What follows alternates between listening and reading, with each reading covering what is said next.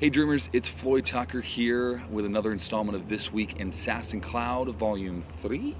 I'm here on my roof in San Francisco waiting for the sun to come out. It's still a little foggy, but it should be just a couple minutes away, so hopefully we'll even see it while we're videotaping this. You never know.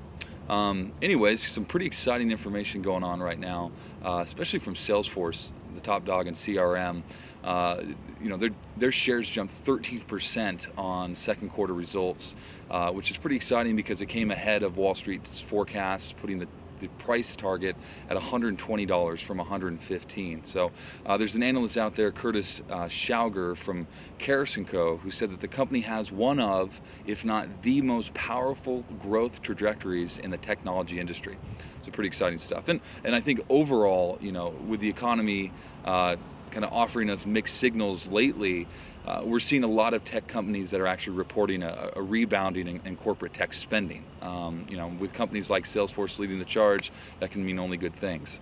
Also some news coming out from International Business Times. I saw that security software is expected to grow steadily.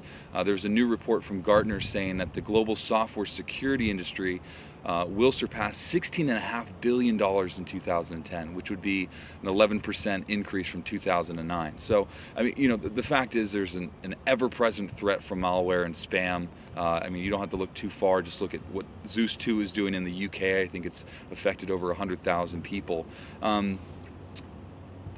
lighter side of things, I guess, again, this is growth with corporate security.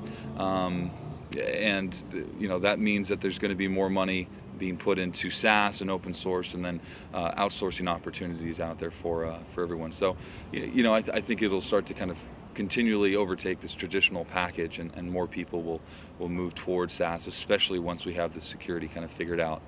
Also, on events from this past week, I know we're starting a little late on this volume at least, but I had a chance to go to Parasoma, which is one of the innovation lofts here in the city, on Tuesday, and they had a workshop called Fail Chat 4, How to Survive Without Funding. And the overall focus was kind of the ins and outs of business failures and how to prepare.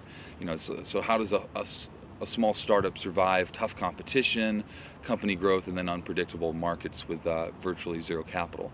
Now, I was actually there looking for kind of more of the software engineering people. We're looking to grow our business right now. So from my standpoint, it's almost saying, how do we grow without taking the investment money? And I thought this was a great place to kind of learn a little bit more, because the panels were fantastic. There's Pat Divin, I hope I'm saying that right, who's the founder of Add to Any, which is those share buttons that you'll see on most blogs now.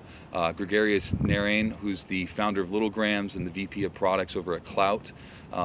These guys are just great panel, and we asked some great questions. And I guess the main gist for everyone who wasn't able to be there is that the later you can wait, I think the better off you'll be. A lot of them were saying that don't take money if your piece of the pie is actually going to get smaller.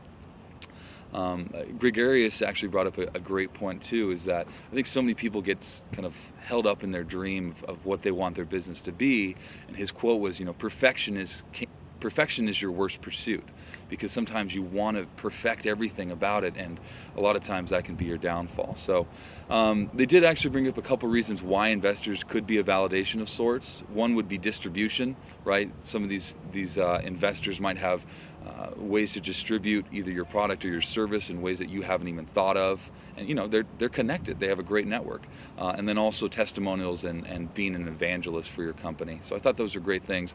Also, two main reasons that you would actually take money would be overall growth of your company, or marketing. Sometimes you just need to raise added funds to help market your product or service. So anyways, great workshop there at Parasoma. If you ever have a chance, check them out, parasoma.com, one of the innovation lofts here in the city.